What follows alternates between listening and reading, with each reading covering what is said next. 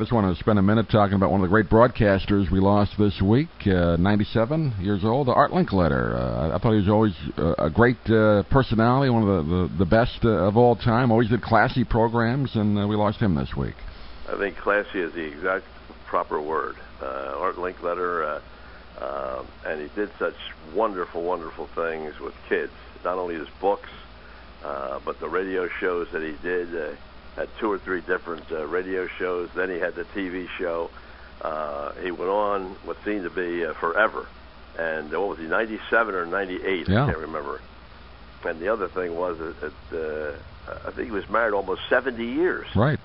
And just an incredible broadcaster. And as you say, classy is the absolute word. Every one of his shows, you never knew what the kids were going to say, but you always knew what Art Linkletter was going to say. And he really had a great feel for the kids and for a great sense of humor.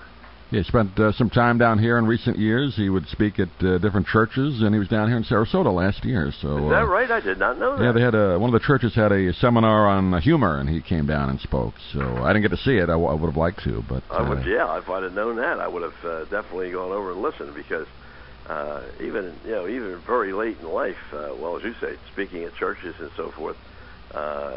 It's hard to believe that he was able to do, move around and do all the things he wanted to do at 97, 98 years of age.